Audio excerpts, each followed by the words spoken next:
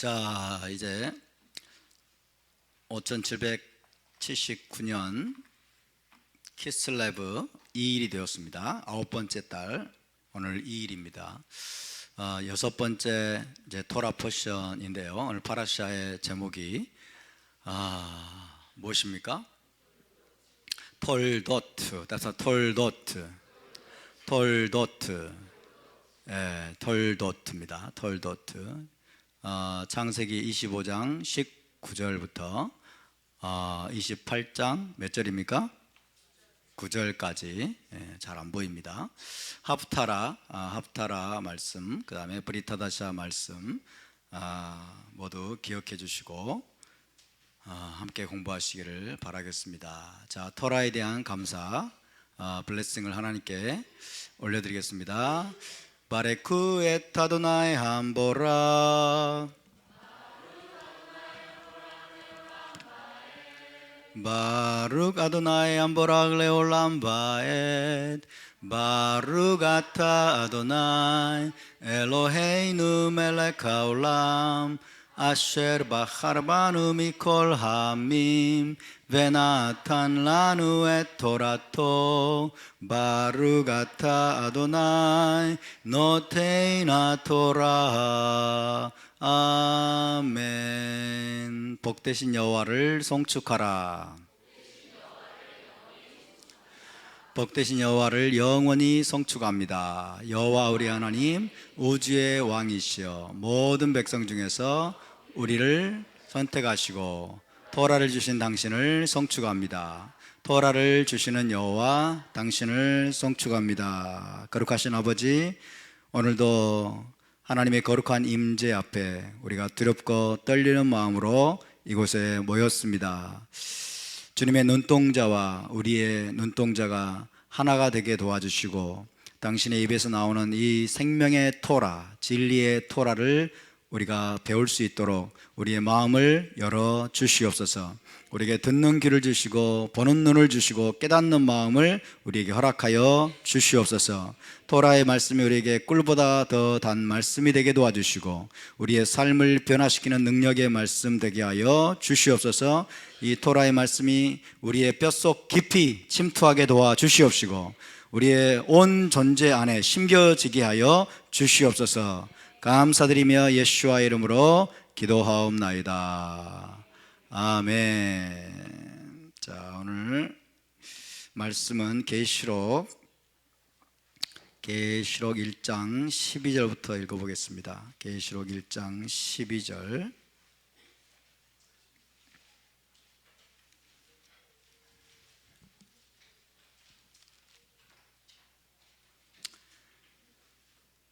계시록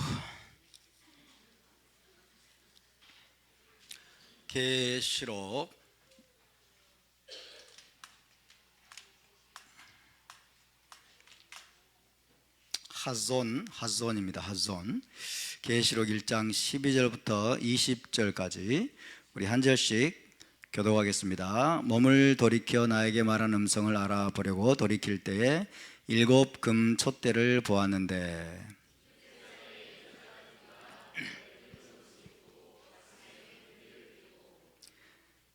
그의 머리와 털의 희기가 흰 양털 같고 눈 같으며 그의 눈은 불꽃 같고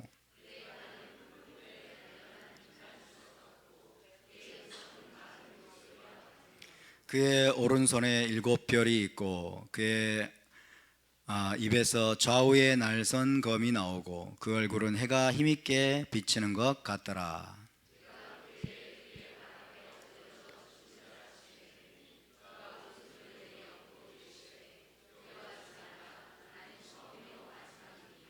곧 살아있는 자라. 내가 전에 죽었었노라. 벌지어다 이제 세세토록 살아있어 사망과 음부의 열쇠를 가졌노니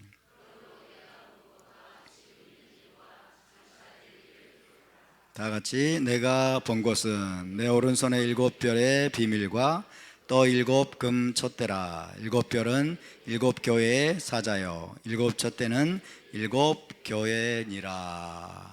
아멘. 자, 이번 주 토라 포션 제목이 뭐죠? 톨도트. 그래서 톨도트는 계보, 족보, 내력, 그런 뜻입니다. 오늘은 곧바로 계시록 말씀으로 들어가도록 하겠습니다. 지난주에 말씀드린 대로 계시록은 세 가지 견고한 기초 위에 세워져 있다고 그랬습니다. 세 가지 견고한 기초. 자, 첫 번째가 무엇입니까? 계시록은 히브리 문헌이다. 그렇죠? 히브리 문서요. 히브리 문헌이고, 그 다음에 동시에 네 가지 차원으로 메시지를 전달하는 구조입니다. 동시에 네 가지 차원으로 메시지를 전달하는 구조로 이루어져 있다. 이 네 가지 차원이 뭐예요? 페샷, 레메즈, 드라시, 소드. 이것이 히브리 문헌의 특징입니다. 히브리 문헌은 동시에 네 가지 차원으로 그 계시, 메시지를 전달하는 구조로 되어 있기 때문에 이 네 가지 차원으로 해석을 할 수가 있고, 그래서 동시에 네 가지 차원의 해석이 가능한 문서가 바로 히브리 문서입니다. 두 번째는 메노라의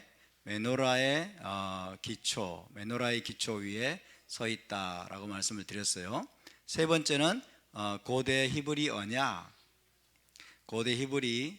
언약의 토대 세워져 있다. 그 중에서도 특별히 결혼 언약, 고대 히브리 결혼 언약의 기초 위에 세워져 있다. 이 세 가지가 계시록 전체를 떠받치고 있는 세 가지 토대, 견고한 토대다라고 이야기할 수 있겠습니다. 먼저 계시록에 기록된 이 촛대라는 단어는 우리가 쉽게 생각할 수 있는 일반적인 촛대가 아닙니다. 여기 지금 우리가 1장 12절부터 읽었죠? 자, 12절 다시 한번 읽습니다. 12절 시작. 몸을 돌이켜 나에게 말한 음성을 알아보려고 돌이킬 때 7 금 촛대를 보았는데 촛대 사이에 13절 촛대 사이에 인자 같은 이가, 인자 같은 이는 누굴까요? 예수와이십니다. 촛대 사이에 7 촛대 사이에 인자 같은 이가 발에 끌리는 옷을 입고 지금 거닐고 계시는 거예요. 그렇죠? 그래서 이 촛대가 뭐냐?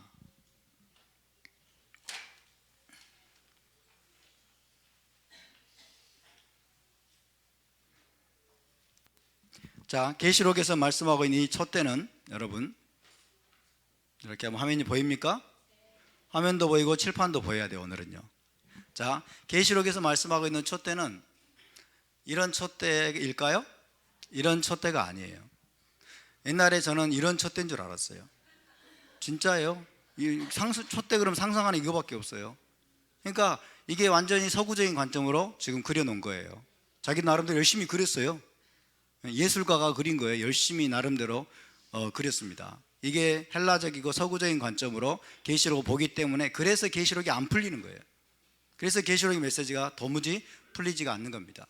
자, 이런 촛대는 아닌 거예요. 이런 촛대, 우리 한국에서 흔히 볼 수 있는 이런 일자형 촛대, 이런 촛대일까요? 이런 촛대일까요? 전부 다 이렇게 생각하고 있어요. 전부 다 이렇게 생각하니까 문제가 풀리지 않습니다. 계시록을 무슨 서구적이고 헬라적인 문서로 생각을 하기 때문에 계시록을 제대로 이해할 수가 없는 겁니다. 자, 계시록에 기록된 예수와께서 여러분 거니고 계시는 7 촛대는 모세의 성막에서 사용되었던, 그리고 예루살렘 성전에서 사용되었던 뭐예요? 메노라입니다. 메노라. 이겁니다. 메노라. 따라서 메노라. 자, 메노라를 히브리어로 이제 우리가 그래서 히브리어를 배워야 되는 거예요. 자, 히브리어를 그냥 알아서 보세요. 어쩔 수 없어요. 메노라. 따라서 메노라. 메노라입니다. 그래서 메노라는 일곱 가지 혹은 7등, 7개의 등잔, 7가지 혹은 7개의 등잔으로 구성되어 있습니다. 그래서 이 메노라가 바로 계시록 1장에 나오는, 그리고 계시록 전체에 나오는 촛대라는 것입니다. 촛대. 그래서 촛대라는 번역이 그래서 좋지가 못하죠. 그래서 메노라라고 우리가 번역하는 게 좋습니다. 7 금 메노라 사이에 다니시는 메시아입니다. 메노라. 이해되시죠? 그래서 계시록 1장에서 요한을 찾아오신 예수와는 오른손에 7별을 붙잡고 7금 메노라 사이를, 황금 메노라 사이를 걷고 계시는 분으로 묘사가 됩니다. 자, 1장 20절을 함께 읽어보겠습니다. 1장 20절 시작. 내가 본 것은 내 오른손에 7별의 비밀과 또 7금 촛대라. 7별은 7교회의 사자요 7촛대는 7교회니라. 자, 촛대를 메노라로 바꿔가지고 다시 한번 읽어보겠습니다. 시작. 내가 본 것은 내 오른손에 7별의 비밀과 또 7금 메노라라. 7별은 7교회의 사자요 7메노라는 7교회니라. 자, 왜 메노라가 계시록을 지탱하는 중요한 도구로 사용되었는지 그 이유가 여기 나와 있습니다. 7메노라, 우리 주님이 직접 하신 말씀이에요. 7메노라는 뭐라고요? 7교회라 그랬어요.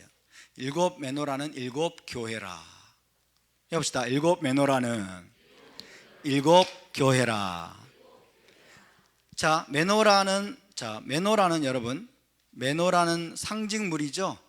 맞습니까? 메노라는 상징물이에요.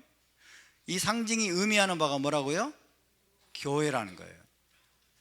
메노라는 다시 말하면 교회를 상징한다는 것입니다. 7메노라는 7교회니라 라고 말씀하신 것은 메노라가 상징하는 게 무엇인 줄 아느냐? 메노라는 교회를 상징한다. 교회는 뭐예요? 메시아 공동체죠. 그죠? 메시아 공동체, 예수와 공동체, 언약 공동체입니다. 자, 여기서 우리가 알 수 있는 것은 뭐예요?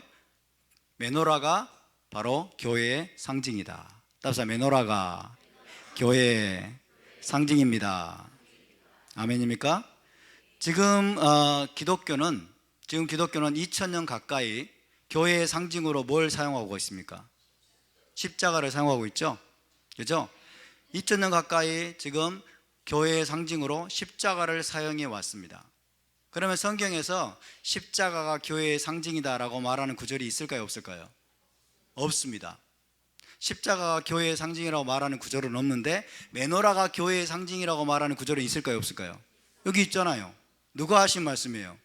예수와께서 직접 하신 말씀이에요. 그렇죠? 메노라가 교회의 상징이에요. 따라서 십자가가 아니라 메노라가 교회의 상징입니다. 아멘? 메노라가 교회의 상징이라고 우리 주님이 직접 하신 말씀이에요. 근데 기독교는 왜 지난 2000년 동안 십자가를 교회의 상징으로 여기고 십자가를 여러분 다 여기 가운데에도 십자가, 그 다음에 교회 종탑에도 십자가, 다 십자가를 걸어 놓았을까요? 그 주된 원인이 뭘까요? 반유대주의 때문에 그렇습니다. 유대인들에 대한 혐오, 유대교에 대한 반감, 유대교와의 차별성을 부각시키고 유대교를 싫어하고 증오했기 때문에 유대교에서 갈라져 나오면서 자기만의 상징물을 만든 거예요. 자기만의 상징물이 바로 십자가인 겁니다. 여러분, 십자가는 교회의 상징이 아닙니다. 아멘? 십자가는 교회의 상징이 아니고, 십자가는 뭐예요? 십자가는 교회의 상징이 아니고 메노라가 교회의 상징이다. 따라서 메노라가 교회의 상징입니다. 여러분, 우리는 전통을 따라야 될까요? 성경을 따라야 될까요? 성경을 따라야죠. 동의하십니까? 전통과 성경이 일치하면 문제가 안 돼요. 그렇죠? 전통과 성경이 일치하면 아무 문제가 안 되는데 전통과 성경이 서로 배치가 되고, 그러면 우리는 뭘 따라야 되겠습니까? 성경을 따라야 돼요. 성경을. 동의하십니까? 그래서 오늘 이 자리에 나오신 여러분들을 축복합니다. 이 메노라가 바로 교회의 상징이기 때문에 우리는 성경으로 돌아가야 될 줄로 믿습니다. 할렐루야. 그래서 우리는 십자가를 내린 것입니다. 십자가, 우리도 여기 중앙에 십자가가 있었는데 십자가를 내린 거예요. 왜? 성경으로 돌아가기 위해서. 저 첨탑에 있는, 종탑에 있는 십자가는 못 내렸습니다. 왜요? 우리 게 아니기 때문에. 우리 새들어 살기 때문에 그냥 내버려 둔 겁니다. 여러분, 십자가 자체는 문제가 될까요, 안 될까요? 십자가 자체는 문제가 아니에요. 십자가는 중요합니다. 십자가를 무시하자는 게 아니에요, 우리가. 왜? 십자가를 통해서 사실은 메시아 공동체가 시작되어 있다고도 과언이 아니죠. 예수와의 십자가는 대단히 중요합니다. 예수와의 십자가는. 사도 바울은 내가 그리스도의 십자가 외에는 아무것도 알지 아니하기로 작정하였노라, 그렇게까지 말을 하죠. 그죠? 십자가에 우리 주님이 달려 돌아가심으로 말미암아 메시아 공동체가 시작되었다고 해도 과언이 아니에요. 그래서 십자가의 메시지는 대단히 중요합니다. 십자가의 의미는 우리가 절대로 여러분 퇴색시켜서는 안 되는 것입니다. 아멘. 그렇지만 여러분, 십자가가 상징하는 게 뭐예요? 십자가가 뭐예요? 죄사함, 그죠? 죄사함 혹은 중생 거듭남이에요. 동의하십니까? 죄사함과 중생 거듭남, 그리고 구원의 관문을 이제 들어서는 것을 의미하죠. 십자가로 말미암아 우리가 죄사함을 받고, 그 다음에 거듭나고, 그 다음에 구원의 관문에 들어서는 거죠. 그러니까 십자가는 사실 뭘 상징하는 거예요? 유월절 체험을 상징하는 거예요. 맞습니까? 여러분, 유월절 체험이 우리의 궁극적인 목적은 아닌 거예요.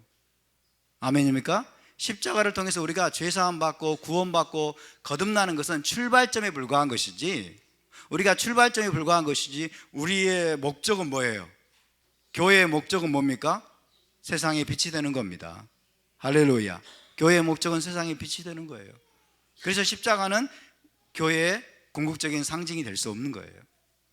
십자가는 대단히 중요합니다. 우리 날마다 십자가를 통과해야 될 줄로 믿습니다. 날마다 십자가를 지고 우리 주님의 뒤를 따라가야 될 줄로 믿습니다. 우리의 자아를 십자가에 못 박고, 우리의 교만을 십자가에 날마다 못 박고, 우리의 고집과 이기심들을 날마다 십자가에 못 박고 자기 십자가를 지고 예수와를 따르지 않는 자는 결단코 그분의 제자가 될 수 없습니다.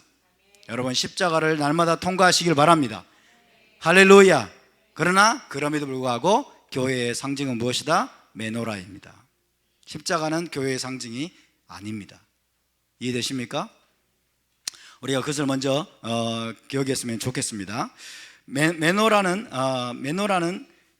교회를 상징하는 것이다. 우리 주님이 분명히 말씀하십니다. 다시 말하면 메노라가 교회의 궁극적인 부르심을 나타내고 있다는 거예요. 교회가 어떠해야 된다는 것을, 교회를 어떤 존재로 하나님이 부르셨다고 하는 것을 궁극적으로 상징적으로 보여주는 상징물이 바로 메노라라는 것을 우리 주님이 지금 말씀하고 있는 거예요. 그래서 주님이 지금 7 메노라 가운데 거니고 계시잖아요. 맞습니까? 7 메노라 가운데 주님이 거니고 계시는 거예요. 할렐루야. 다시 한번 따라서 봅시다. 7 메노라는 7 교회니라. 메노라가 교회입니다. 할렐루야. 메노라가 교회입니다. 자, 모세의 성막에서부터 시작된 이 메노라는 7가지, 자, 7개의 가지가 있죠. 7가지 혹은 7등잔, 7개의 가지, 7개의 등잔이 있는데 이것이 하나로 연결되어 있는 구조입니다. 하나로 연결되어 있는 구조다. 7개인데 하나예요. 7인데 하나로 연결되어 있는 그런 구조로 만들어져 있습니다. 그래서 이 메노라의 모양을 통해서 하나님은 엄청나게 많은 메시지를 전달하고 계십니다. 자, 메노라는 그 상징이 굉장히 깊습니다. 메노라가 상징하는 의미가.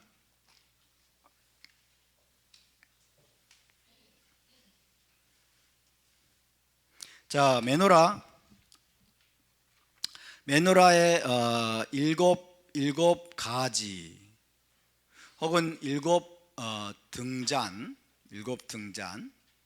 이것이 뭘 나타내느냐? 첫 번째는 뭘 나타낼까요? 창조의 7일. 하나님이 7일 동안 천지를 창조하셨다라는 것을 나타내죠. 창조의 7일. 그 다음에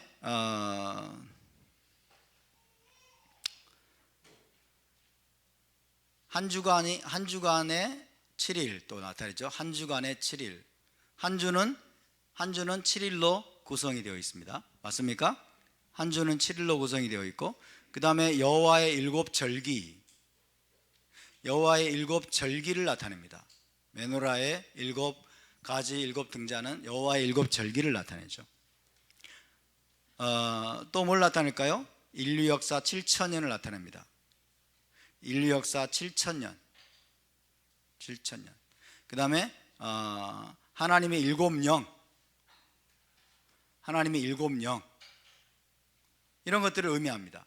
자, 메노라를 통해서 하나님께서 지금 전달하고 있는 놀라운 말씀을 알 수 있습니다. 창조의 7일, 한 주간의 7일, 여호와의 7절기, 인류 역사 7천년, 하나님의 7영, 이런 것들이 메노라라고 하는 상징물을 통해서 표현되는 놀라운 메시지들입니다. 그러나 히브리 관점에서 이 메노라는 무엇보다도 무엇을 의미하느냐? 히브리 관점에서 이 메노라는 무엇보다도 세상의 빛으로 부름받은 이스라엘인 말. 세상의 빛으로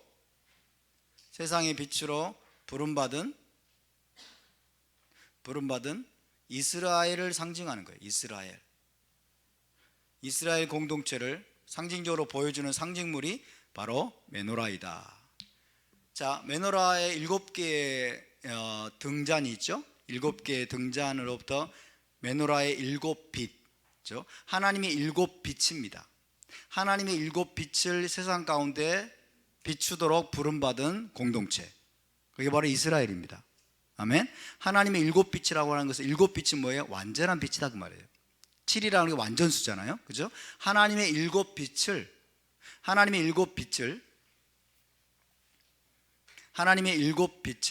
세상 가운데 비추도록 부름받은 이스라엘 공동체, 이것이 메노라가 상징하는 가장 중요한 메시지 가운데 하나입니다.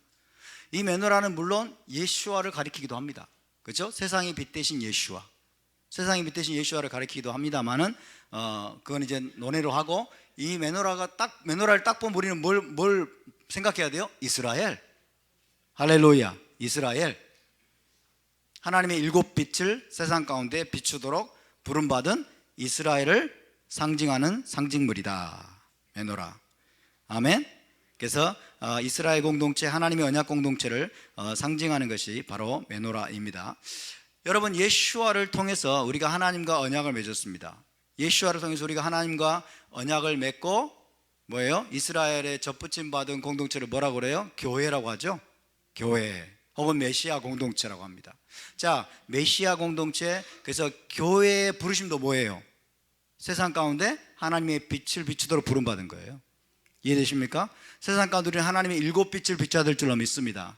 하나님의 완전한 빛을 세상 가운데 비추도록 예수와를 통해서 부름받아서 이스라엘 안에 접붙임바 되어서 이스라엘 공동체에 들어온 공동체, 그게 교회입니다. 이게 교회예요. 예수와의 제자 공동체, 언약 공동체. 그래서 이 메노라가 바로 이스라엘을 상징하고 교회를 상징하는 여러분 상징물임을 기억하시기 바랍니다. 따라서 이스라엘과 교회는 하나입니다. 이스라엘과 교회가 하나임을 믿으십니까? 그죠? 모든 이방인 신자들은 전부 다 이스라엘의 일원이죠? 맞습니까? 모든 이방인 신자들은 이스라엘의 접붙임 받았어요. 이스라엘의 일원이에요. 동의하십니까? 그리고 온 이스라엘은 전부 다 메시아 공동체가 돼야 되죠? 온 이스라엘은 메시아를 믿어야 돼요. 아멘? 그러니까 온 이스라엘은 메시아를 믿어서 메시아 공동체에 들어와야 되고, 또 메시아를 통해서, 예수와를 통해서 구원받은 모든 이방인 신자들은 전부 다 이스라엘의 일원이 돼야 되고, 아멘? 그러니까 이스라엘과 교회는 하나인 겁니다. 이스라엘과 교회의 부르심도 하나입니다. 너희는 세상의 빛이라. 할렐루야. 예수와께서 자기를 따르는 무리들에게 너희는 세상의 빛이라 라고 말씀하셨고, 사도 바울도 에베소서에서 뭐라고 말씀했어요? 너희는 다 빛의 자녀라 그랬죠. 우리는 빛의 아들이고 빛의 자녀임을 믿으시기 바랍니다. 우리의 부르심은 세상 가운데 하나님의 일곱 빛을 비추어내는 것입니다. 할렐루야. 따라서 교회는 세상의 빛입니다. 이스라엘은 세상의 빛입니다. 그러므로 이스라엘을 상징하는 것도, 교회를 상징하는 것도 메노라임을 여러분 기억하시기 바랍니다. 자, 에베소 지역의 일곱 교회, 에베소 지역의 일곱 교회가 바로 메노라예요. 그렇죠? 그 메노라인 여러분 메시아 공동체 교회에게 우리 주님께서 지금 찾아오신 겁니다. 찾아오시고 그 가운데 거니시면서 그들에게 지금 이 계시록의 메시지를 사도 요한을 통해서 지금 전달하기를 원하시는 것입니다. 그래서 이 메노라가 중요합니다. 이 메노라가 중요합니다. 그래서 나아가서 메노라는 계시록 전체를 떠받치는 중요한 기초가 되고 있습니다. 메노라를 이해하지 못하면 계시록을 이해할 수가 없습니다. 자, 일곱 가지, 일곱 인, 일곱 나팔, 일곱 대접 등등이 나오죠. 이런 것들이 메노라의 구조와 깊은 관련을 맺고 있는 거예요. 그렇죠? 메노라가 일곱 가지인 것처럼 이제 세트로, 일곱 세트로 전부 다 나오고 있어요. 일곱 세트. 그래서 일곱 인이 나오고 일곱 나팔이 나오고 일곱 대접이 나오고 다 일곱의 세트로 메노라의 구조대로 지금 계시록이 전체가 지금 진행이 되고 있다라는 것을 우리가 간파해야 됩니다. 할렐루야. 메노라의 여러분 이 세트, 메노라의 구조로 이 계시록을 세팅하시고 계시록의 메시지를 전하는 이유는 그 메시지를 메노라에게 전해야 되기 때문에, 아멘? 그 메시지를 메노라에게 전해야 되기 때문에. 이해되십니까? 자, 그러면 이제 여러분 메노라를 한번 직접 그려보겠습니다. 자, 한번 그려보시기 바랍니다. 저와 함께 그려봅시다. 자, 간단하게 한번 그려보세요. 오늘은 쌍방향 설교입니다. 여러분이 구경만 하지 마시고 메노라를 노트에 한번 그려보시기 바랍니다. 메노라를. 자, 먼저 가운데 줄기를 만드시고 그 다음에 자,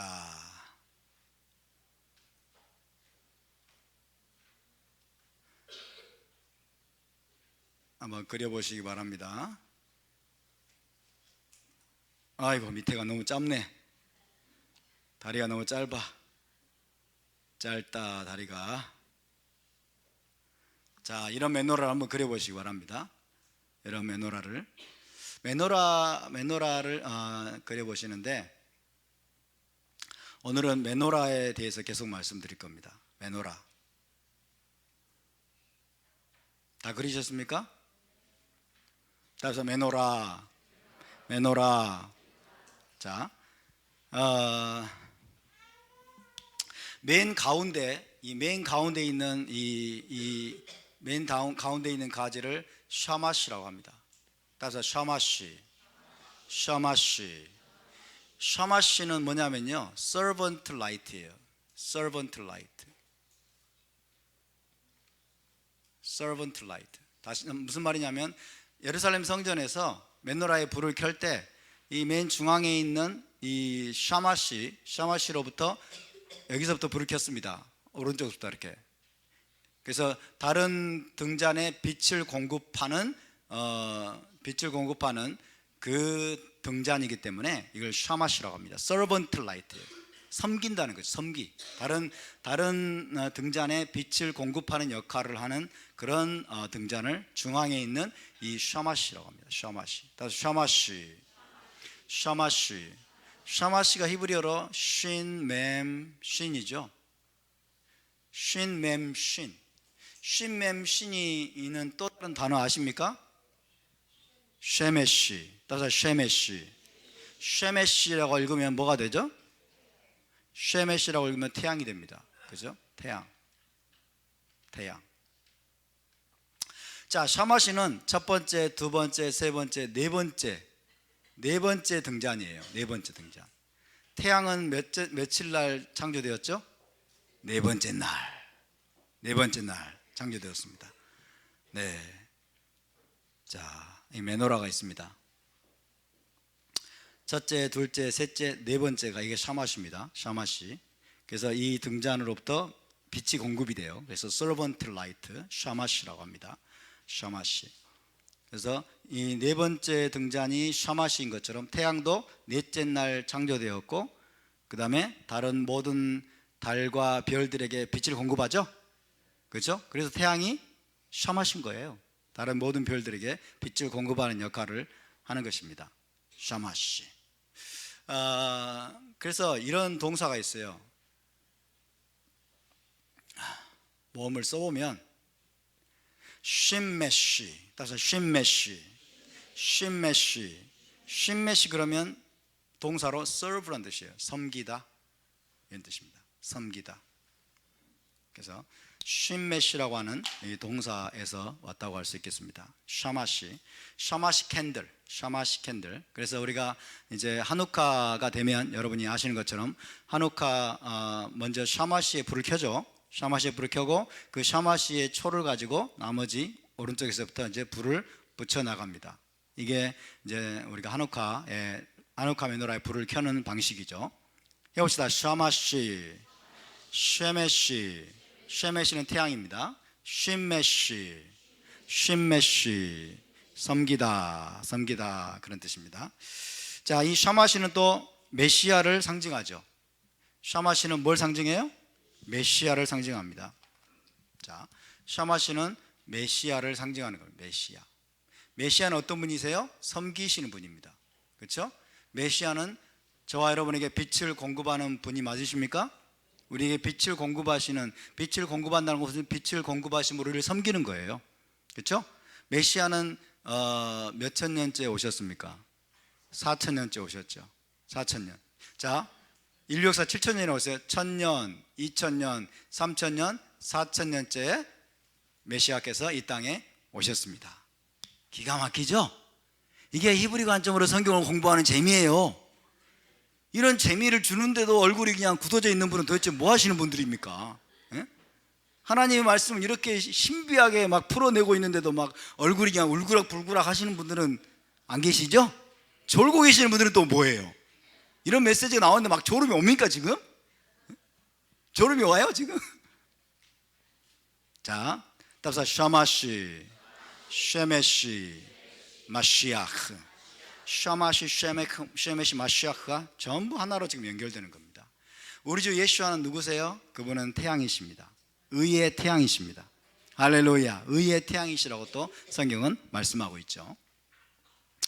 자, 한번 그렸습니까? 메노라 한 번씩 그리셨어요? 그렇다면 이제 메노라 그리기를 마치셨으면 이제 또 다른 미션을 드리겠습니다. 또 다른 미션을 드리겠는데, 이 메노라를 살짝 우리가 디자인을 좀 바꿔가지고 살짝 디자인을 바꿔서 이제 우리가 계시록의 메시지를 제대로 이해할 수 있도록 하기 위해서 살짝 디자인을 바꿔보겠습니다. 이렇게 하겠습니다. 자,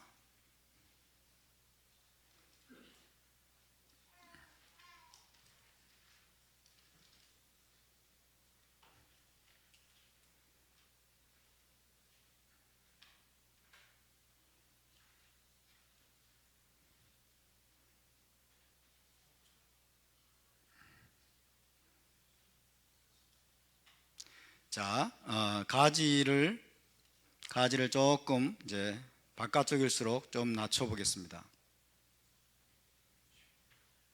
자, 이렇게 그리시고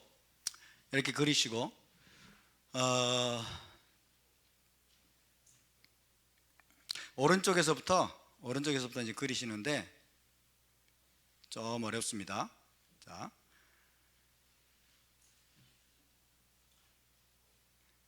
이 가지를 중심으로 또 다른 메노라를 그리는 겁니다. 자, 또 다른 메노라를 그리는데요.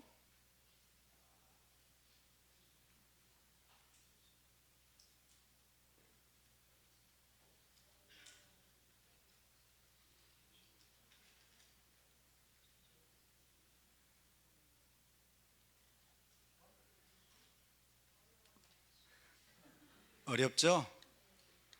어려우니까 해보라는 거예요. 자,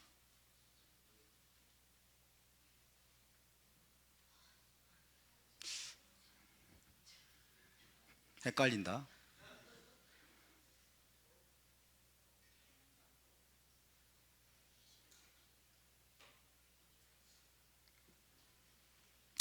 오케이.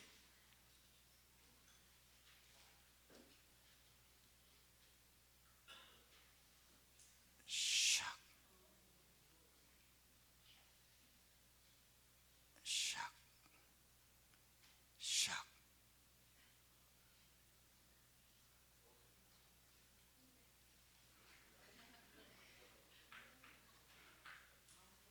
어렵네요. 쉽지 않습니다.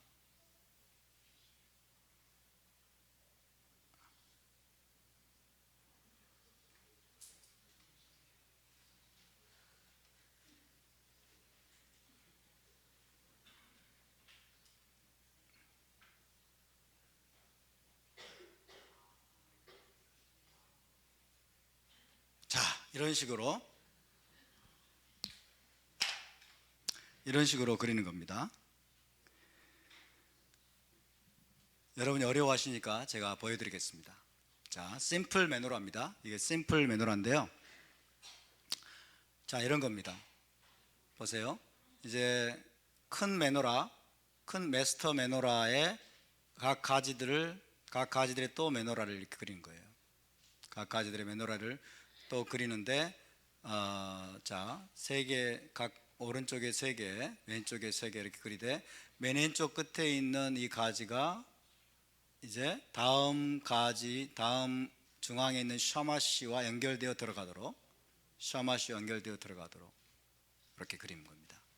그 다음에 여기도 마찬가지, 오른쪽에 3개, 왼쪽에 3개 그리되, 맨 왼쪽 끝에 가지가 다음 메노라의 샤마시에 연결되어 이렇게 들어가도록 그리는 겁니다.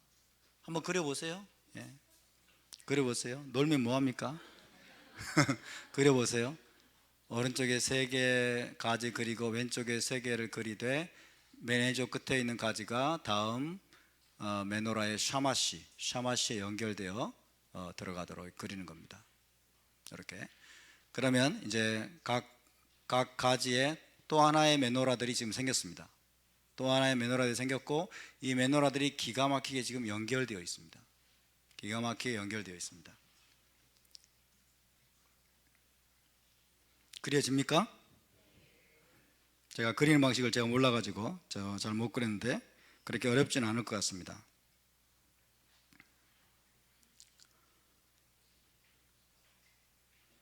맨 왼쪽 가지가 옆에 있는 이 하나하나를 우리가 이제 미니 매너라고 부르겠습니다. 미니 매너라. 따라서 미니 매너라. 자, 미니 매너라입니다. 미니 매너라가 있고, 이거 중앙에 있는 큰 매너라를 마스터 매너라. 따라서 마스터 매너라. 큰 매너라, 주된 매너라. 그죠? 마스터 매너라의 각 가지에 미니 매너라가 이제 생겼습니다. 미니 매너라가 생기면은 이제 이 미니 매너라가 어떻게 될까요? 이렇게 7개의 미니 매너라가 생겼습니다. 7개의 미니 매너라가 서로 연결되어 있어요.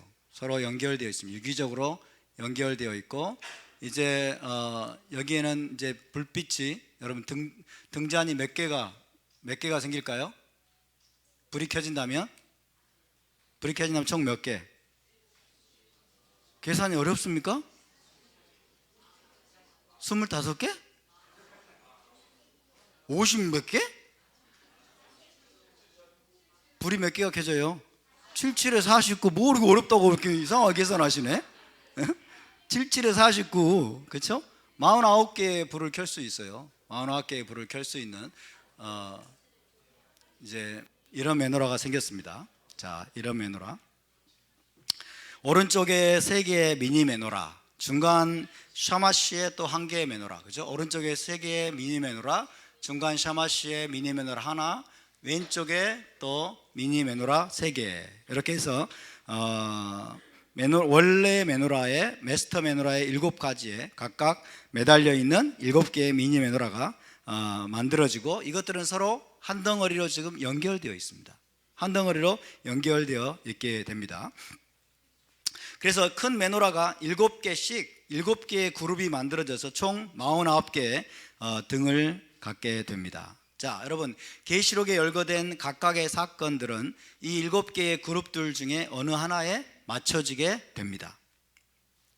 계시록의 사건들은 7개의 그룹들 중 어느 하나에 맞춰지게 되는데, 그렇게 본다면 이제 우리가 전에는 분명하지 않았던 패턴들이 이제 보이기 시작할 겁니다.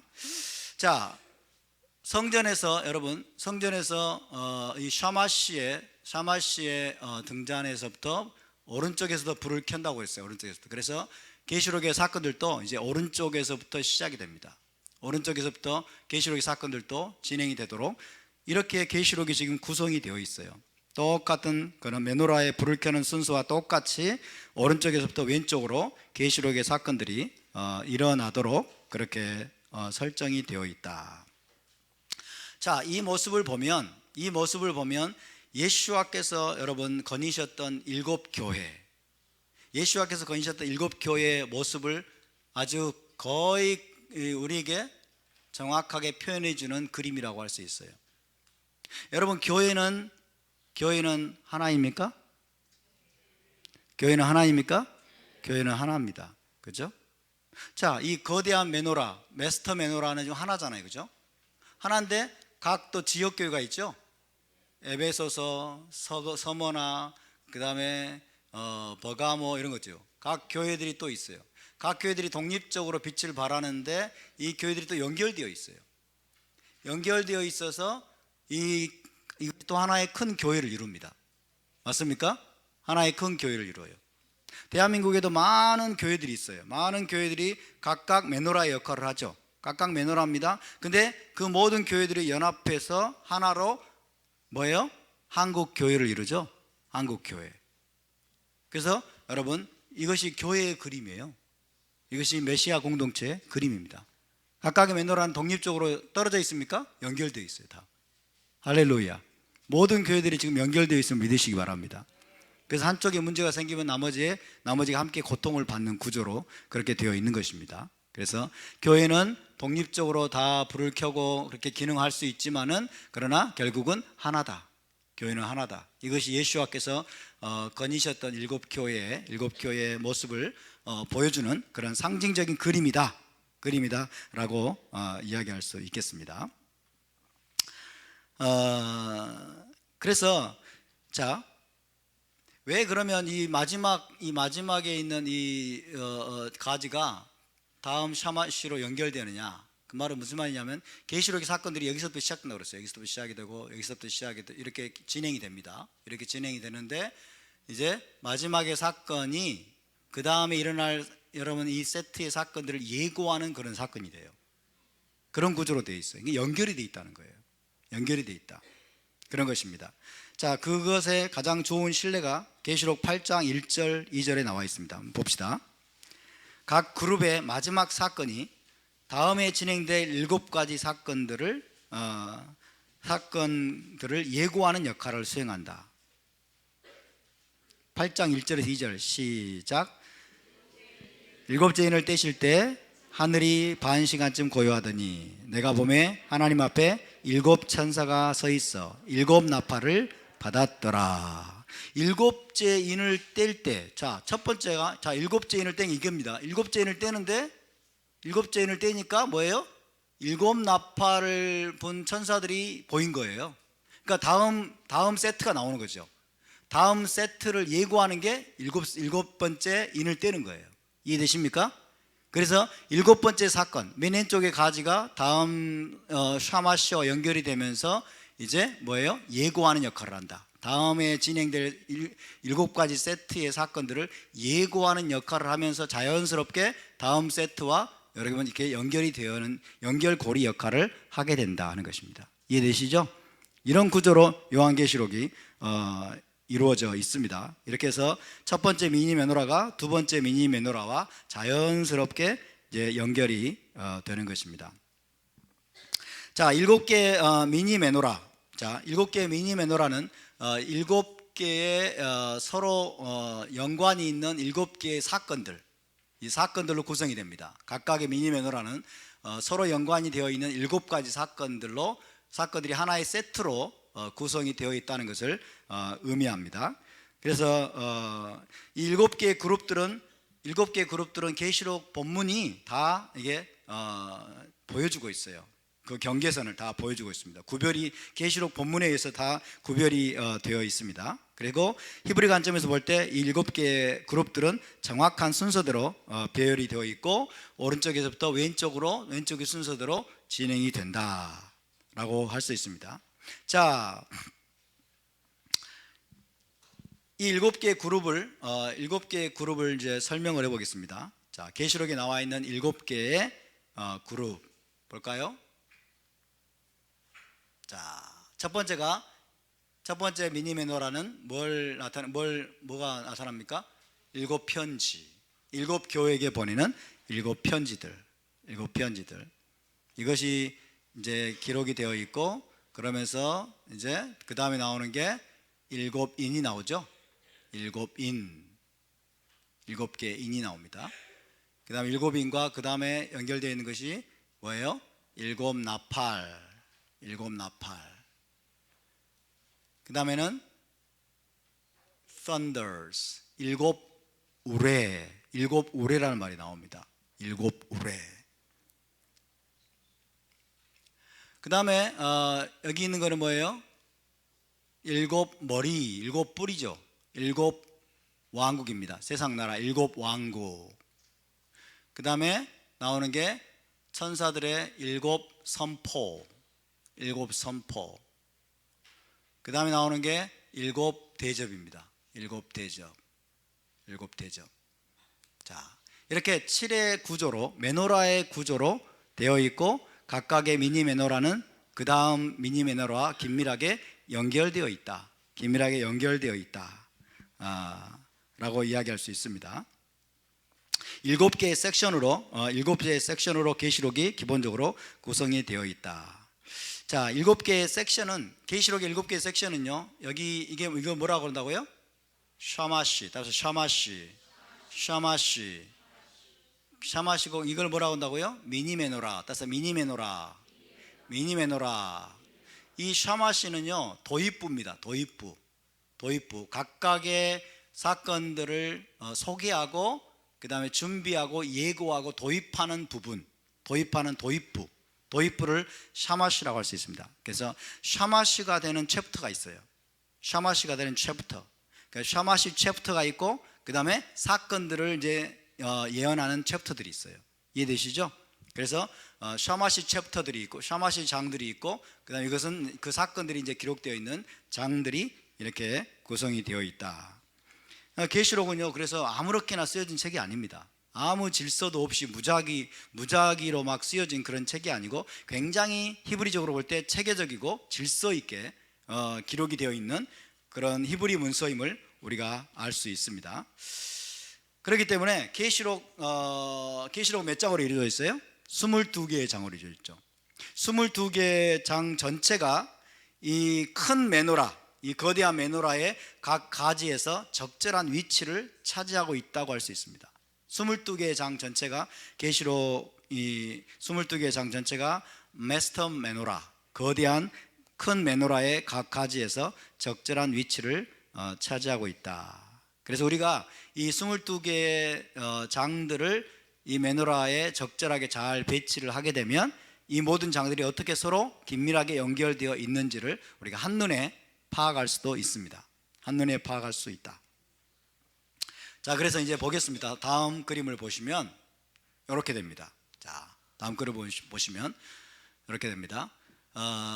그래서 이제 미니 메노라가 있고, 미니 메노라와 이 거대한 메노라의 계시록 22개의 장을 우리가 전부 다 이제 여기에 지금 오버레이 전부 다 이 위에 지금 배치를 해 놓았습니다. 그래서 자, 밑에 있는 글자, 밑에 있는 숫자는 이게 뭐냐면 샤마시 장입니다. 샤마시 챕터. 자, 샤마시 챕터가 있어요. 샤마시 챕터. 샤마시 챕터는 뭐냐면 소개하는 거예요. 소개하고 도입하고 그 다음에 예비적인 장입니다. 예비적인 장이다. 예비적인 장이다. 예를 들면 1장. 1장은 2장 3장으로 가기 위한 도입부예요. 도입부. 그래서 1장이 샤마시 챕터가 됩니다. 그 다음에 4장 5장. 4장 5장도 샤마시 챕터예요. 4장 5장도. 4장 5장은 뭐예요? 일곱인으로 가기 전에 지금 준비하는 장이에요. 이해되십니까? 일곱인은 언제부터 나와요? 6장부터 나오잖아요. 읽어보셨어야지 계시록을. 6장부터 일곱인이 나오는데 그것을 예비하고 준비하고 지금 도입하는, 소개하기 위해서 지금 도입하는 그런 장들이 바로 4장 5장이에요. 그래서 4장 5장이 뭐예요? 샤마시 챕터다. 샤마시 장들이다. 따라서 샤마시 챕터. 샤마시 챕터. 예, 샤마시 챕터입니다. 그래서 여러분, 자, 이 밑에 쪽에 있는 숫자들은 샤마시 챕터를 나타내요. 자, 다음에 일어날 사건들을 예고하고 소개하고 준비하는 예비적인 장들. 그래서 샤마시 챕터입니다. 샤마시 챕터. 4장 5장 샤마시 챕터. 그죠? 샤마시 챕터. 7장 계시록 7장도 샤마시 챕터입니다. 샤마시 챕터. 10장 샤마시 챕터. 12장도 샤마시 챕터예요. 그 다음에 14장 1절부터 5절이 샤마시 챕터 부분입니다. 그 다음에 15장 계시록 15장도 샤마시 챕터예요. 샤마시 챕터. 그 다음에 이 위에 있는 숫자는 이제 이 미니 메노라에 해당하는 사건들의 세트입니다. 사건들. 이제 본격적으로 진행되는 사건들, 그 다음에 내용들, 본 내용들입니다. 그죠?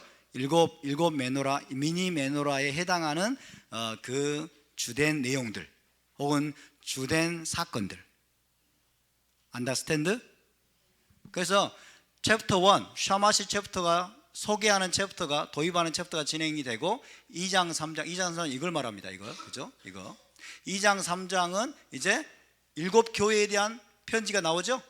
7교회에 여러분 보내는 편지의 내용이 이제 본격적으로 나오고 있는 거예요. 2장 3장에. 아멘입니까? 아멘. 너무 새로운 거라서 지금 어리버리 하십니까? 자, 2장 3장이 그러고요. 4장 5장이 도입부입니다. 도입부고 다음 단계로 넘어가는 그런 샤마시 챕터입니다. 샤마시 챕터.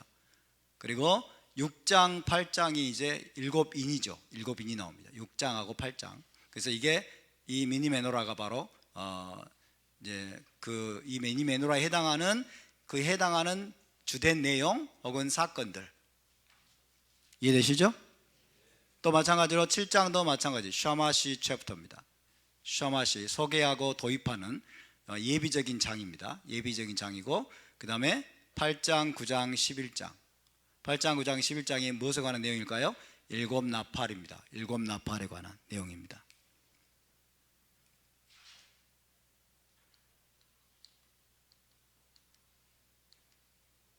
네, 일곱 나팔, 일곱인, 일곱 편지, 일곱 교회 번화, 일곱 편지, 일곱인, 일곱 나팔,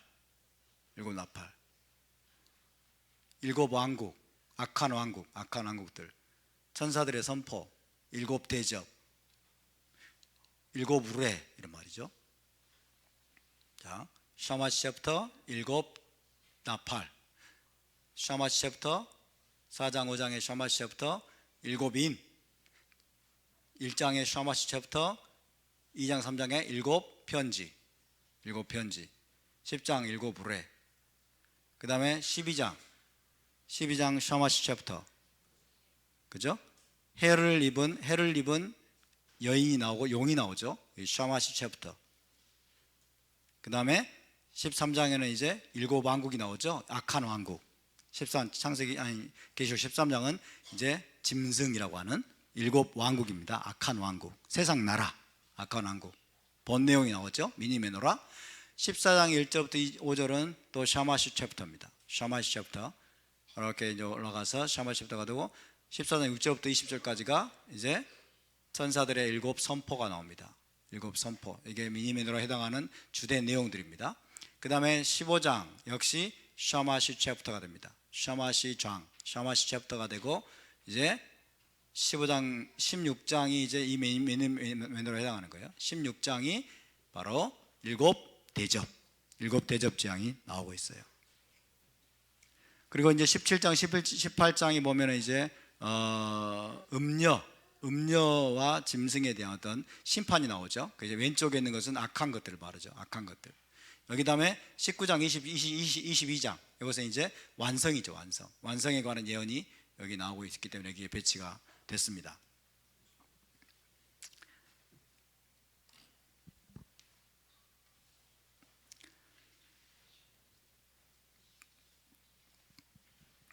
그래서 샤마시 챕터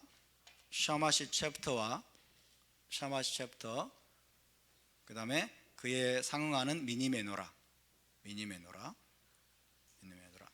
이것은 이제 주된 내용입니다. 샤마시 챕터가 도입하는 주된 내용 혹은 주된 사건들 이런 식의 구조로 요한계시록이 이루어져 있고 진행이 되고 있습니다. 여러분 우리는 항상 그래서 이 전체를 봐야 돼요. 계시록 전체를 보아야 됩니다. 계시록 전체를 우리가 볼 수 있는 눈이 먼저 있어야 돼요.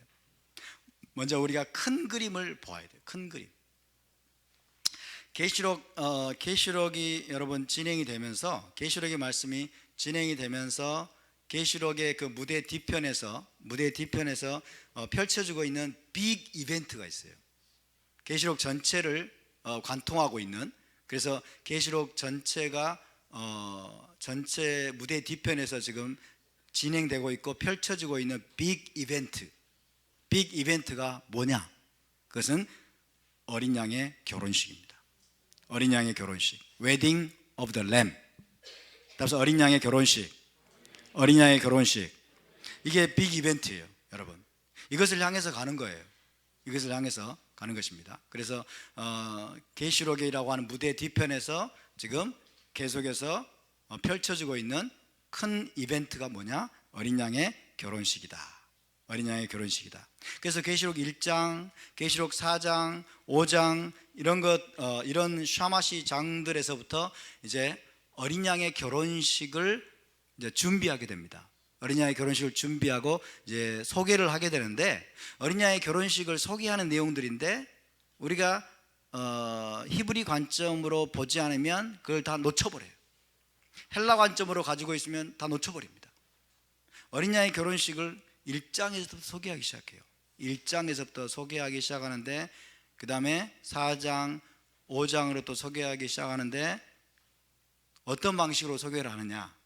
그 어린 양의 결혼식에 참여하게 될 키 플레이어들을 소개하는 거예요. 어린 양의 결혼식에 참여하게 될 키 플레이어를 소개함으로써 지금 이 계시록이라고 하는 무대가 어린 양의 결혼식을 향해서 가고 있다고 하는, 여러분, 그 강한 암시를 주는 거예요. 그래서 히브리 문서는 암시를 많이 합니다. 암시. 그래서 토라와 타나크의 내용들을 생각나게 하면서 암시적으로 말하는 거예요. 암시적으로. 이해되십니까?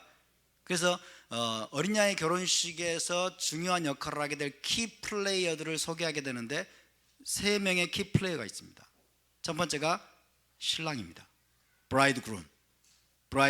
자, 계시록 1장에 누가 나오죠? 브라이드그룸이 나오죠. 계시록 1장에 예수와는 신랑입니다. 신랑이 소개되고 있어요. 그죠? 자, 브라이드그룸, 신랑이 나오고 있고, 키 플레이어 두 번째 소개되고 있는 것은 신랑의 아버지입니다. 4장 5장에 신랑의 아버지가 나오고 있어요. 신랑의 아버지 하나님입니다. 신랑의 아버지. 세 번째가 이제 계시록에서 계속해서 우리에게 소개하고 있는, 여러분, 그 주인공이 누구예요? 신부예요. 신부. 그래서 신랑과 신부와 신랑의 아버지가 지금 여러분 계시록에서 우리에게 지금 암시적으로 지금 보여지고 있고 나타내지고 있고 그 다음에 우리가 계속해서 어린 양의 결혼식을 향해서 가고 있다라는 것을 우리에게 보여주고 있습니다.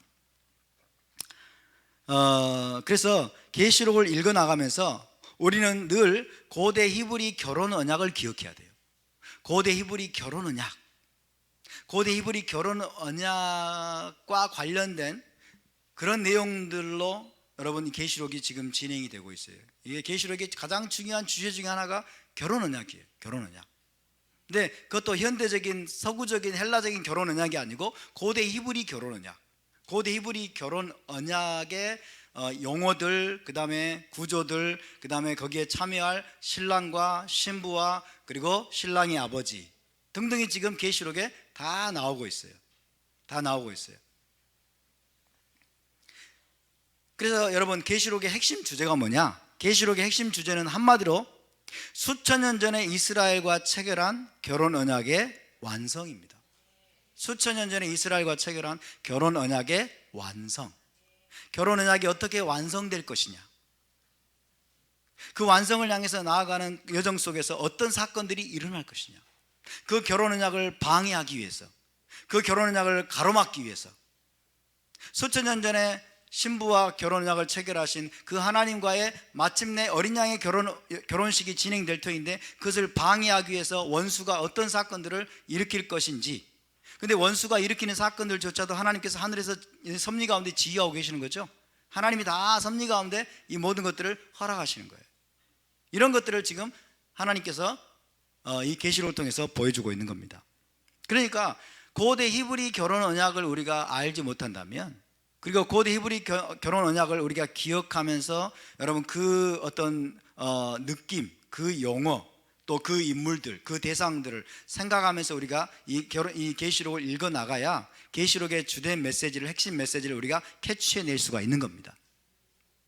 아시겠습니까? 그래서 다시 한번 반복한다면 계시록은 히브리 문헌이고, 계시록은 히브리 문헌이고 그 틀은 큰 메노라입니다. 계시록을 구성하고 있는 틀, 계시록을 구성하고 있는 큰 틀은 큰 메노라다. 큰 메노라이고 본질은 뭐다? 언약입니다. 계시록의 본질은 언약, 그 중에서도 히브리 결혼 언약입니다. 고대 히브리 결혼 언약. 그래서 여러분 하나님께서는요 마지막 때 결혼 언약을 완성하는 과정에서 일어날 복잡한 사건들을, 잘 보세요, 결혼 언약을 완성하는 과정에서 일어날 복잡한 사건들을 큰 메노라의 틀에 맞춰서 진행하기로 작정하신 듯합니다. 7인의 사건, 7 여러분 나팔의 사건, 7 대접의 사건을 그냥 하나님은 무작위로 일어나도록 내버려 두시는 분이 아니라는 거예요. 지 멋대로 무작위로 일어나도록 하나님 그냥 무질서하게 일어나도록 내버려 두시는 분이 아니고, 결혼 언약을 완성을 향해서 가는 여정 속에서 일어나는 여러분 이 사건들을 하나님은 이 메노라의 구조에 맞춰서 일어나게 하기로 하나님이 작정을 하신 거예요. 이 메노라의 구조에 맞춰서. 이해되십니까? 이 메노라의 구조에 맞춰서 마지막 때의 사건들이 일어나게 하려고 하나님이 작정하셨고, 그렇게 여러분 계획하셨고 설계하신 겁니다. 하나님이 7인의 사건들을 하늘에서 지휘하신 걸 믿으시기 바랍니다. 어린 양 7인을 떼잖아요. 그죠? 천사들이 7 나팔을 불잖아요. 그러니까 하나님이 지금 이 모든 사건들을 지휘하시면서 계시록에 일어날 모든 사건들을 어디다 맞춰버렸다? 이 메노라에 맞춰버렸다. 메노라의 구조에 맞춰버렸어요. 메노라의 구조에. 왜 그랬을까요? 하나님 왜 그러셨어요? 왜 그러셨을까요? 메노라에게 전하기 위해서예요. 메노라가 뭐예요? 메시아 공동체, 히브리적인 메시아 공동체. 아멘? 그러니까 히브리 관점을 가지고 메노라의 의미가 뭔지를 이해하고 있고, 그렇죠? 히브리 관점을 가지고 있고 메노라의 의미가 무엇인지를 이해하고 있고, 동시에 히브리 결혼 언약이 무엇인가를 알고 있는 히브리적인 언약 공동체에게 이 메시지를 전하면서 그들을 준비시키고 그들을 여러분 신부로 단장시키려면 메노라의 구조로 말하는 것이 가장 합당하겠죠. 메노라의 구조로 말하는 게 합당하죠. 그러니까 하나님은 천재세요. 천재. 하나님은 커뮤니케이션의 천재십니다. 할렐루야. 그러니까 우리가 이런 히브리 관점을 가지고 있고, 우리가 히브리적인 결혼 언약을 이해하고 있어야 되고, 우리가 메노라가 무엇인지를 우리가 히브리적으로 알아야 되고, 그렇죠? 그리고 우리가 예수와와 언약을 체결한, 우리가 예수와를 통해서 이스라엘 공동체에 들어와서 히브리적인 언약 공동체이면서 교회를 상징하는 것이 메노라라는 사실을 우리가 정확하게 전 이해로 우리가 알고 있어야 요한계시록의 메시지가 메노라구나. 요한계시록이 한마디로 뭔지 아세요? 메노라예요. 메노라. 요한계시록의 프레임이 여러분, 요한계시록 22개의 장이 전부 다 메노라에 지금 딱 달라붙어 있잖아요. 그죠? 메노라라고요. 메노라. 그래서 이 메노라를 통해서 메노라의 구조로 하나님이 메노라에게 말씀하시는 거예요. 아멘. 그의 언약 공동체인 이스라엘 교회가 메노라인데, 메노라의 구조로 마지막 때의 사건들을 하나님이 진행하시기로 다 설계하시고 작정하셔가지고 그의 메노라인 이스라엘 공동체, 제자 공동체, 메시아 공동체에게 여러분 전달하시고, 그래서 교회를 준비시키고 훈련하고 이때를 위해서 여러분 교회를 격려하기 위해서 하나님이 지금 이런 구조를 허락하신 거예요. 이해되십니까? 이해가 되면 좀 아멘 좀 크게 하시고, 안 되면 노멘을 하시든지. 이것도 저것도 아니고.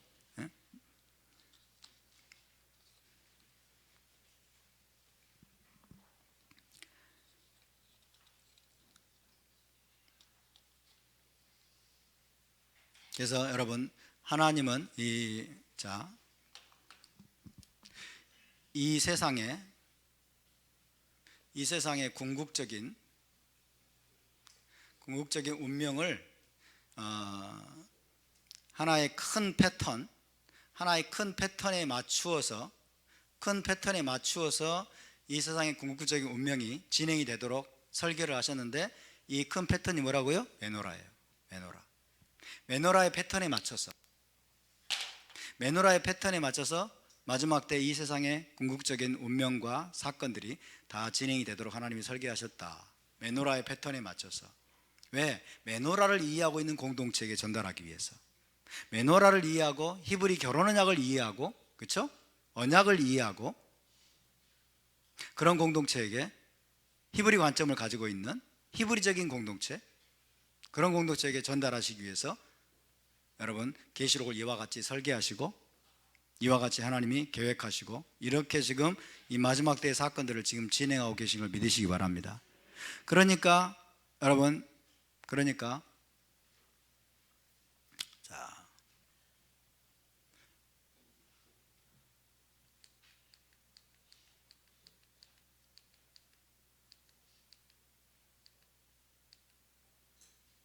이런 관점을 가진 교회는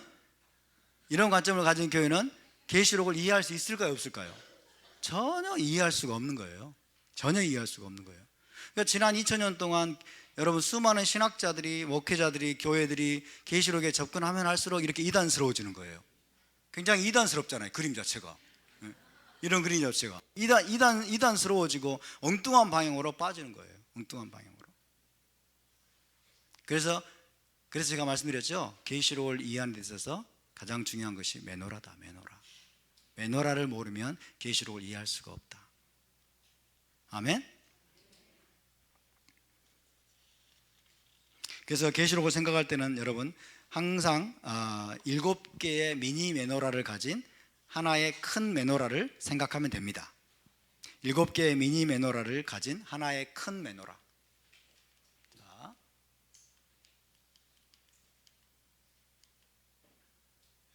이게 계시록을 이해하는 그림입니다. 7개의 미니 메노라를 가지고 있는 하나의 큰 메노라를 생각하면 됩니다. 이게 계시록을 이해하는 아주 중요한 틀입니다. 하나님께서 마지막 때 사건들을 이렇게 진행이 되도록 지금 메노라의 구조의 패턴에 맞춰서 진행이 되도록 하나님이 설계하셨어요. 무엇 때문에? 메노라를 이해하고 있는 공동체에게 하나님이 전달하시기 위해서, 히브리 관점을 가진 공동체에게 전달하시기 위해서. 고대 히브리 결혼 언약을 이해하고 있는 공동체에게 전달하기 위해서. 그런 그것을 그들을 신부라고 말합니다. 그들을 메시아 공동체라고 말합니다. 전달해서 뭐 하려고? 먼저는 격려하기 위해서, 그들을 준비시키기 위해서, 그리고 마지막 여러분 이 계시록에서 진행될 빅 이벤트를 위해서 준비하도록 하기 위해서, 신부로 단장하도록 하기 위해서. 아멘입니까? 여러분 빅 이벤트를 위해서 준비하시기 바랍니다. 빅 이벤트, 하나님이 지금 준비하고 계시는 마지막 하이라이트, 그거예요. 하이라이트, 인류 역사의 가장 중요한 하이라이트. 그게 뭐예요? 빅 이벤트가 뭐예요? 어린 양의 결혼식입니다. 어린 양의 결혼식. 이해되십니까? 어린 양의 결혼식이다. 자, 이런 식으로 계시록의 모든 사건들이 다 연결이 되어 있어요. 이게 이 일곱 개의 미니 매너라는 서로 동떨어져 있는 게 아니에요. 다 연결되어 있죠. 이런 사건들이 서로 긴밀하게 연결되어서 하나의 큰 메노라를, 거대한 메노라를 형성하고 있다. 계시록이라고 하는 하나의 놀라운 책을 구성하고 있다라고 이야기할 수 있겠습니다. 놀랍게도요, 여러분, 고대 히브리 언약의 4가지 유형 기억나십니까?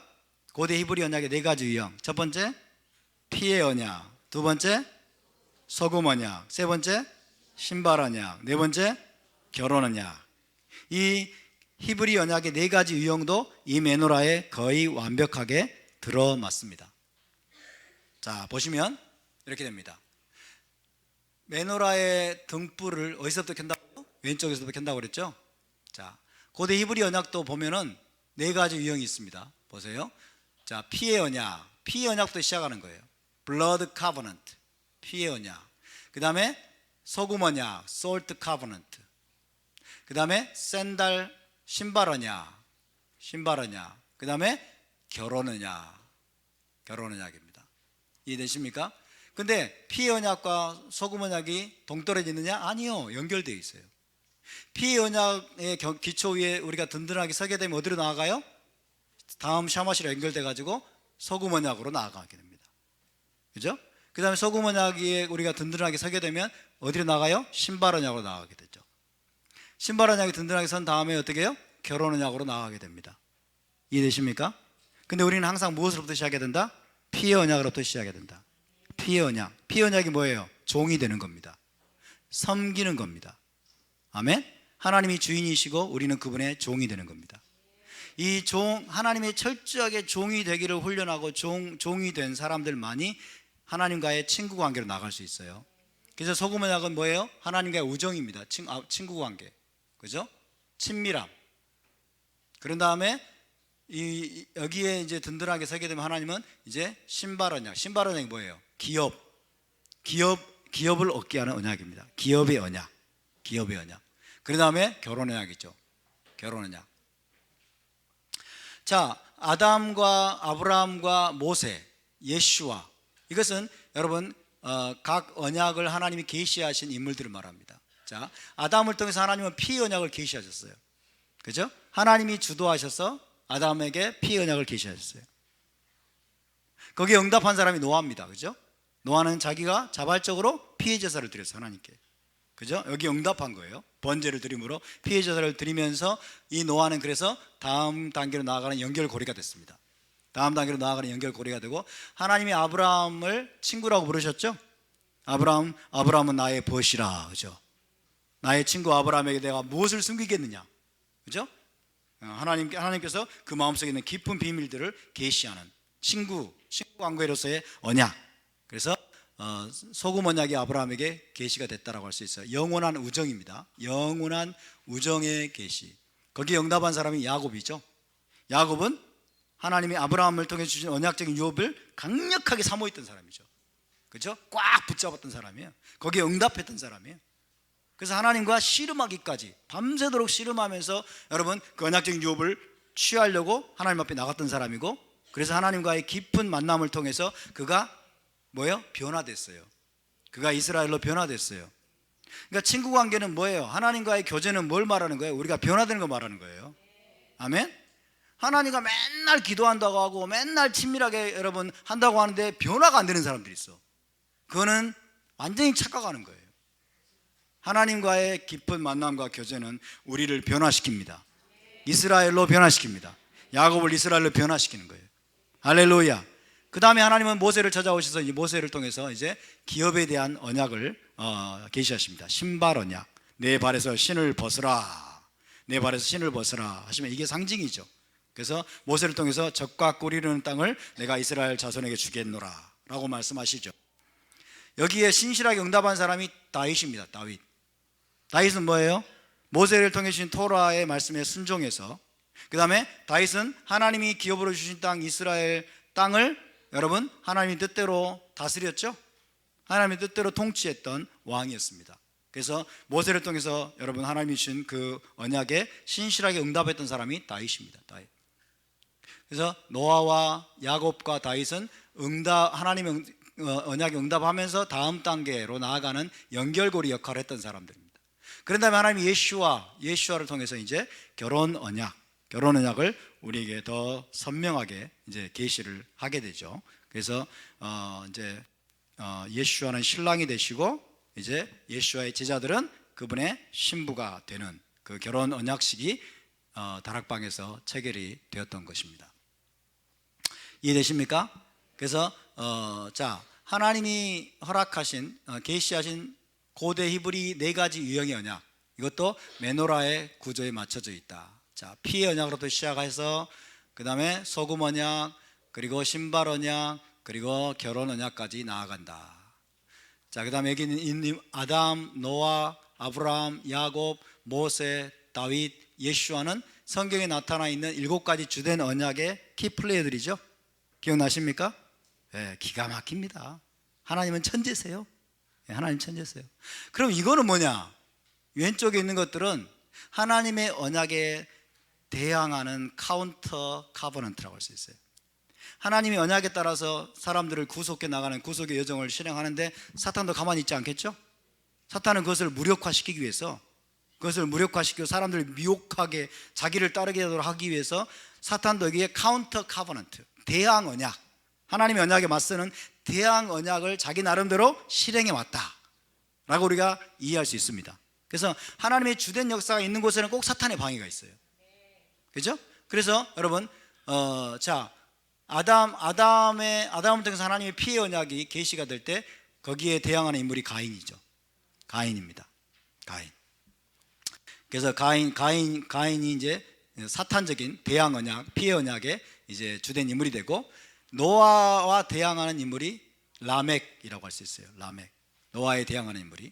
그 다음에 이제 아브라함의 적수는 누구였을까요? 니므롯입니다. 여러분 유대 미드라시에 보면은요, 니므롯이 아브라함을 죽이려고 했어요. 니므롯이 아브라함을 죽이려고 해서 아브라함을 잡아가지고 깊은 구덩이에 던져버렸어요. 깊은 구덩이에. 근데 아브라함이 기적적으로 나죠. 기적적으로. 그래서 아브라함을 통해서 풀려날 하나님의 놀라운 계시를 차단하기 위해서 사단이 일으킨 자가 니므롯이라는 거예요. 이해되시죠? 니므롯은 그래서 모든 이방 종교의 원형입니다. 모든 바알 종교의 원형, 모든 우상 숭배의 원형이 바로 니므롯입니다. 그 다음에 야곱의 적수, 야곱에 대항하였던 인물이 바로 에서죠. 에서. 사단의 카운터 카버넌트, 대항 언약의 키플레이어 쓰임받은 에서. 그 다음에 모세. 자, 하나님 모세를 일으키셨는데 모세를 가로막기 위해서 사단이 일으킨 자가 바로죠. 그죠? 애굽의 바로. 또는 고라입니다. 고라가 모세의 반기를 들었죠. 바로나 고라가 이제 카운터 카버넌트, 대항 언약의 키플레이입니다. 바로. 그 다음에 다윗. 자, 다윗에 맞섰던 인물이 누구예요? 골리앗이죠. 골리앗. 혹은 사울입니다. 골리앗이나 사울이 이제 다윗에 맞서서 이제 사탄적인 그런 어떤 역사를 진행하는데 쓰임 받았던 인물이 되죠. 그 다음에 예수와에 맞서는 존재는 누구일까요? 예수와에 맞서는 예수와가 누구예요? 메시아잖아요. 마시아이잖아요. 적그리스도죠. 그렇죠? False Messiah, 거짓 메시아입니다. 거짓 메시아. 그래서 마지막 때 여러분 거짓 메시아가 나타나는 거예요. 마지막 때 적그리스도가 나타납니다. 물론 여러분 지금도 거짓 메시아가 우리 한국교회에 많이 있죠. 한국에 자기가 그리스도라고 하는 사람들이 몇 명이래요? 50명이 넘는데요. 근데 이들은 잔챙이들이에요. 이들은 잔챙이들이고 진짜 적그리스도가 계시록 14장에 예언되어 있죠. 진짜 적그리스도 나와요. 여러분 진짜 메시아에 맞서는, 그래서 사탄적인 카운터 카버넌트를 위해서 쓰임받을, 그래서 수많은 영혼들을 이제 미혹할, 그죠? 그런 자가 일어납니다. 그가 바로 거짓 메시아 혹은 적그리스도라고 할 수 있어요. 그래서 고대 히브리 언약의 네 가지 유형도 여기에 맞춰져 있고, 사탄도 여기에 맞춰서 자기의 역사를 진행해 왔고, 하나님께 맞서고 이스라엘을 맞서고, 그 다음에 수많은 영혼들을 이제 파괴하기 위해서 자기의 역사를 진행해 왔다라고 이야기할 수가 있겠습니다. 따라서 진짜가 있는 곳에는 항상 가짜가 있습니다. 가짜를 여러분 조심하시기 바랍니다. 가짜를 분별하려면 어떻게 될까요? 가짜를 분별하려면 진짜를 알면 돼요. 그죠? 무엇이 진짜인 걸 알면 돼요. 여러분 토라가 진짜입니다. 히브리 뿌리가 진짜입니다. 아멘. 히브리 뿌리와 토라를 우리가 제대로 알게 되면요, 이단에게 속아 넘어갈 수 있을까요, 없을까요? 안 넘어가요. 이만희가 와가지고, 여러분 이만희가 와가지고 내가 그리스도다 그럼 넘어가겠어요, 안 넘어가겠어요? 안 넘어가시죠? 신천지가 와가지고 여러분에게, 신천지 교도들 우리 교회 오면은 여러분 속아 넘어갈 수 있을까요, 없을까요? 못 속아 넘어가요. 신천지가 뭐라고 앉아서 저 과천에 새로운 하늘과 땅이 과천에 임할 것이라고 하는데 여러분 넘어가실 거예요? 넘어갈 수가 없어요. 우리는 알잖아요. 새 예루살렘이 어디에 임한다? 이스라엘 땅에 예루살렘이 임한다. 그러니까 히브리 뿌리와 토라가 우리가 회복이 되면 여러분 가짜가 우리를 속일 수가 없습니다. 이단이 우리를 속일 수가 없는 거예요. 할렐루야. 진짜가 있는 곳에는 반드시 가짜가 역사하는데, 가짜를 분별하는 가장 탁월한 길은 진짜를 분별하는 법을 배우는 것입니다. 할렐루야. 진짜가 있는 곳은 항상 가짜가 있어요. 항상 가짜가 있어요. 이 가짜를 조심하시기 바랍니다. 가짜에 속아 넘어가지 마시기 바랍니다. 할렐루야. 자, 오늘은 여기까지 나누겠습니다. 여기까지 나누고 다음 주에 계속하겠습니다. 다음 주에 이 메노라를 조금 더 살펴보고 계속 진행하도록 하겠습니다. 자, 기도하겠습니다. 우리에게 히브리 뿌리와 토라의 기초를 더욱더 열어달라고 기도합시다. 우리의 눈을 열어 주시옵소서. 우리의 귀를 열어 주시옵소서. 우리가 더욱더 진짜를 바로 알도록 도와주시옵소서. 주님, 우리가 고대 히브리 결혼 언약을 바로 알도록 도와주시옵소서. 주님, 우리가 메노라를 바로 알도록 도와주시옵소서. 주님, 우리가 언약을 바로 알도록 도와주시옵시고, 우리가 메시아 공동체 그리고 이스라엘을 바로 알도록 도와주시옵소서. 주님, 진리를 바로 알도록 우리의 눈을 열어 주시옵소서. 그래서 계시록을 통해 하나님이 말씀하시는 그 하나님의 계시와 메시지들을 우리가 바르게 깨닫고, 주님, 우리가 이 언약의 신실한 언약 백성으로 준비될 수 있도록 도와주시옵소서. 계시록을 통해서 하나님이 말씀하시는 빅 이벤트, 어린 양의 결혼식을 위해서 우리가 바르게 준비하고 우리가 아버지 단장하며 나아갈 수 있도록 도와주시옵소서. 우리 다 같이 통성으로 기도하겠습니다. 거룩하신 아버지, 감사드립니다. 주님을 찬양합니다. 하나님, 우리가 주님이 계시록을 통해서, 히브리 문서인 계시록을 통해서 주님께서 말씀하시는 것들을 우리가 바르게 알도록 도와주시길 원합니다. 우리의 눈이 더 열어지게 도와주시옵소서. 우리가 더욱더 이 언약에 신실하게 갈 수 있도록 도와주시옵소서. 메노라가 무엇인지 우리가 더욱더 알도록 주님 도와주시기를 원합니다. 하나님, 우리가 메노라가 되기를 원합니다. 메노라가 되기를 원합니다.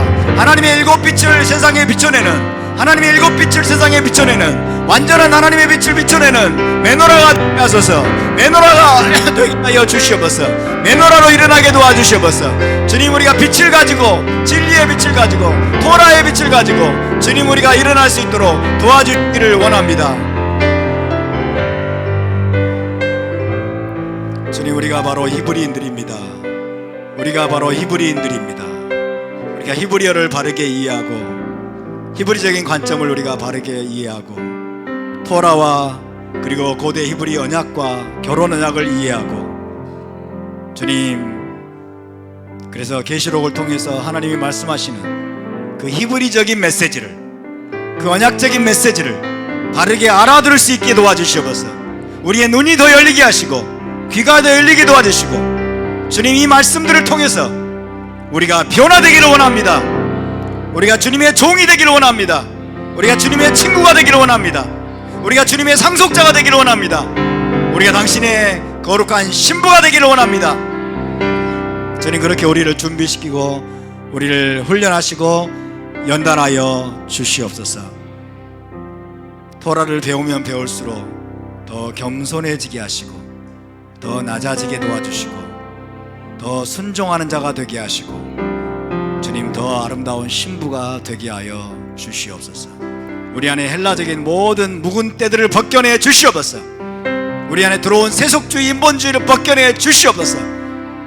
이 키슬레브월에 주님, 우리가 마카비의 군대가 되고 헬레니즘과 싸우고 인본주의와 싸워서 우리가 다시 한번 거룩한 성전이 되어서 주님, 정결한 성전으로 하나님 앞에 봉헌되는 복된 시즌이 되게 하여 주시옵소서.